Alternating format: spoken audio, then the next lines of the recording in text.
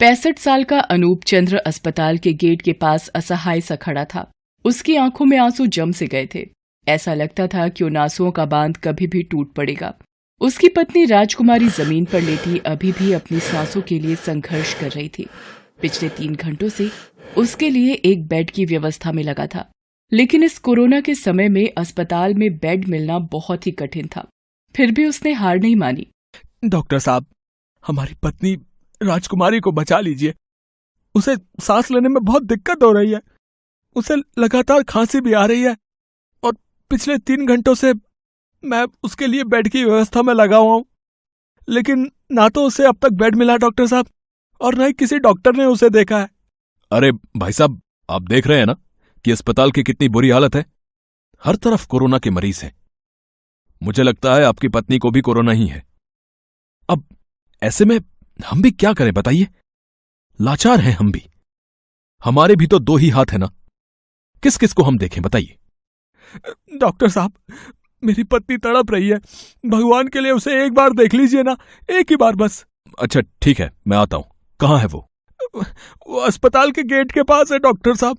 अनूप चंद्र doctor को लेकर gate के पास पहुंचा। रामकुमारी, रामकुमारी, अरे देखो डॉक्टर साहब आ गए हैं। अरे देखना, अब तो बिल्कुल ठीक हो जाएगी। हाँ। अनूप चंद्र की बात का रामकुमारी ने कोई जवाब नहीं दिया। बस वो खुली आंखों से उसे देखती रही। डॉक्टर ने उसके सीने पर आला लगाया, फिर उसकी नब्ज को देखा। बाबा, ये अब जीवित नहीं है। अरे डॉक्टर साहब, ऐसा मत कहिए। अभी तो बेचारी यहाँ हमसे बात कर रही थी। हाँ, अरे उसको सांस लेने में भले ही दिक्कत हो रही थी। अरे आप ठीक से देख लीजिए ना डॉक्टर साहब, एक बार देख लीजिए डॉक्टर साहब, एक बार। बाबा, मैंने देख लिया। वो अब आपको छोड़कर जा चुकी है। ये कहकर डॉक्टर वहां से चले गए।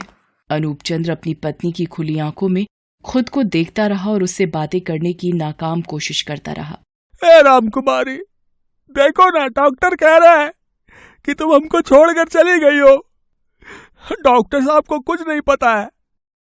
चलो बातें करो हमसे, हम नहीं जानते। हाँ, और जल्दी ठीक हो जाओ। तुम्हारे साथ हमको भुट्टा खाना है।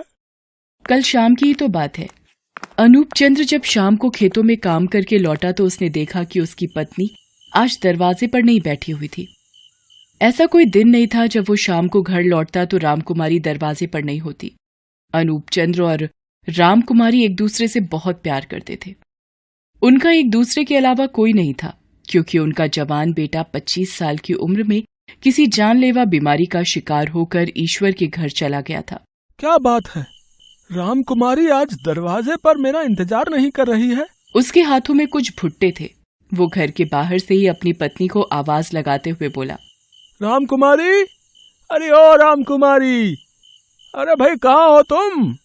अरे ये देखो क्या लेकर आया हूँ मैं। वो अपने घर के अंदर गया तो देखा कि रामकुमारी बिस्तर पर लेटी हुई है।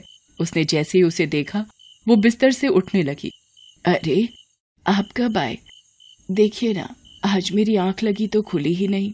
अरे कोई बात नहीं, ये देख, कल तेरा मन भुट्टा खाने का हो रहा था ना, आज मैं ले आया तेरे लिए।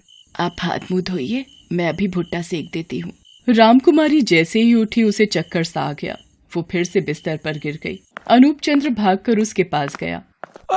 अरे रामकुमारी, अरे क्या हुआ तुम्हें? पता नहीं, चक्कर सा आ गया जी। अनूप चंद्र ने जैसे ही उसके सिर पर हाथ रखा तो उसका सिर तो गर्म तवे की तरह जल रहा था। हे भगवान, अरे तुझे तो तेज बुखार है। एक काम कर, तू लेट जा, मैं देखता हूँ घर में कोई दवा है कि नहीं। अरे दवा की कोई जरूरत नहीं है, मैं ठीक हूँ। अनूप चंद्र ने घर में दवा ढूंढी, लेकिन उसे कोई दवा नहीं मिली।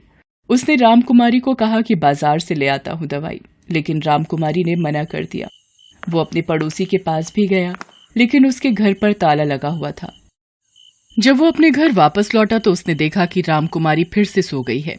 उसने पानी की ठंडी पट्टी उसके सिर पर रखना शुरू कर दिया। रामकुमारी की आंख खुल गई। मैंने आपको परेशान कर दिया ना? अरे ऐसा क्यों कह रही हो?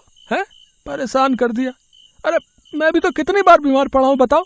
कभी तुमने मुझे ये तो नहीं कहा कि मैंने तुमको परेशान कर दिया है। आपने कुछ खाया कि नहीं? तुम आराम करो रामकुमारी, मैं खा लूंगा। रामकुमारी ने फिर से अपनी आंखें बंद कर ली।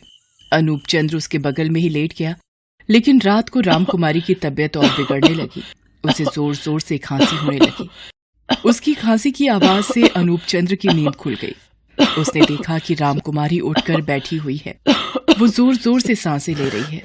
क्या हो रहा है रामकुमारी? कुछ दिक्कत हो रही है क्या तुम्हें? सांस नहीं लिया जा रहा है जी मुझसे। ऐसा लगता है छाती में कुछ फंसा हुआ है। रुको, मैं पानी ले आता हूँ। है, रुको। आप कहीं मत जाइए ना, यहीं बैठे रहिए मेरे पास। अच्छा, पानी पी लो पहले, फिर मैं बैठा रहूंगा। है? अनूप चंद्र पानी का गिलास लेकर आया। रामकुमारी ने किसी तरह 2 घूंट पानी पिया, फिर वो जोर जोर से सांस लेने लगी। कुछ अच्छा नहीं लग रहा है जी, बहुत घबराहट हो रही है मुझे। मैं सांस क्यों नहीं ले पा रही? मुझे क्या हो गया है? अरे रामकुमारी, तुम देखो, सोने की कोशिश करो, ठीक है? नींद आ जाएगी तो ठीक लगेगा। हाँ, बहुत देर से कोशिश कर रही हूँ, नींद नहीं आ रही। अचानक रामकुमारी की सांसें और भी तेज चलने लगी। उसने अनूप चंद्र को पकड़ लिया। बहुत दिक्कत हो रही है जी सांस लेने में। लगता है बिट्टू के पास जाने का समय आ गया है। ये कहते कहते वो बेहोश हो गई। अनूप चंद्र को समझ आ गया था कि स्थिति ठीक नहीं है। रात काफी हो रही थी, इसलिए उसने गांव वालों से कुछ नहीं कहा और उसे अपनी साइकिल में ही किसी तरह लेकर अस्पताल पहुंचा। लेकिन अब तो बेचारी रही नहीं। पूरी रात वो अपनी पत्नी के मृत शरीर के पास बैठा रहा।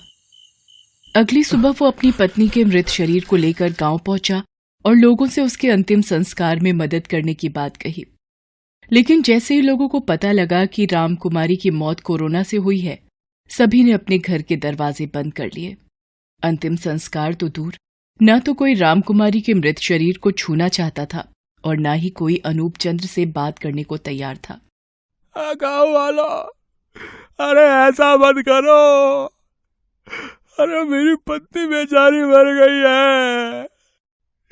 इसकी लाश को उठाने के लिए 4 कंधे तो चाहिए ना मुझे, तभी तो इसे शमशान ले जा पाऊंगा। रामकुमारी की मृतदेह के पास अनूप चंद्र गिड़गिड़ाता रहा, लेकिन पूरे गांव ने उसकी बात अनसुनी कर दी। अरे ये कैसी बीमारी है भगवान, लोगों ने बरसों का भाईचारा छोड़ दिया। मृत शरीर देखकर भी किसी का दिल नहीं पसीजता, कोई इसे छूना नहीं चाहता।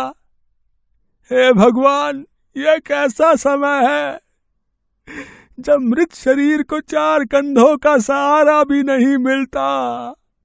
लोगों में इस बीमारी का इतना डर बैठ गया है कि ऐसी विपदा में भी कोई किसी की मदद नहीं करता। अनूप चंद्र ने एक बार फिर रामकुमारी का चेहरा देखा और कहा, तुम घबराना नहीं रामकुमारी, अरे हम हैं ना। अरे हम अकेले ले चलेंगे तुमको शमशान घाट। हाँ, लेकिन सच कहे, तुमने ठीक नहीं किया, तुमको जाना नहीं था। अब हमारा ध्यान कौन रखेगा भाई?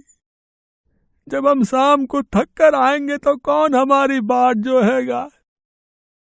तुमने ठीक नहीं किया, हो सके तो लौट आओ ना। अनूप चंद्र की स्थिति विक्षिप्तों के जैसी हो गई थी, लेकिन वो हारा नहीं था।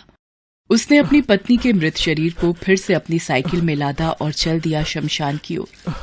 लेकिन अब उन बूढ़ी हड्डियों में उतनी ताकत तो नहीं थी जो 20 किलोमीटर स्थित शमशान तक साइकिल खींचता चला जाता। उसका गला सूख रहा था, सांसें तेज चल रही थी, लेकिन उसे अपना फर्ज निभाना था।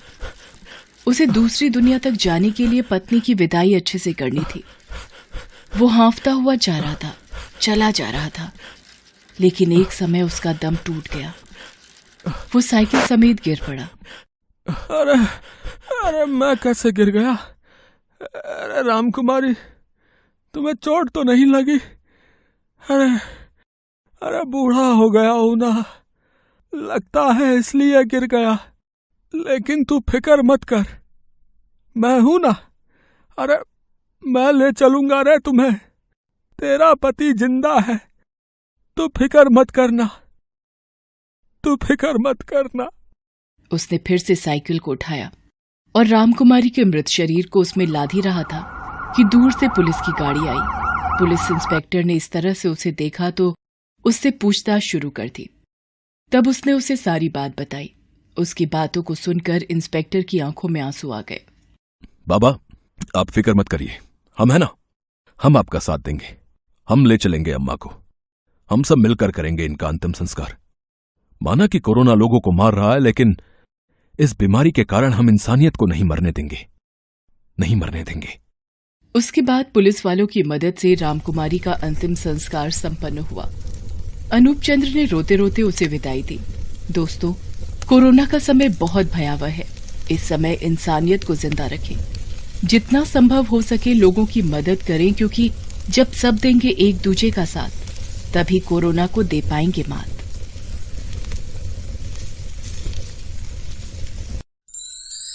Thanks for watching.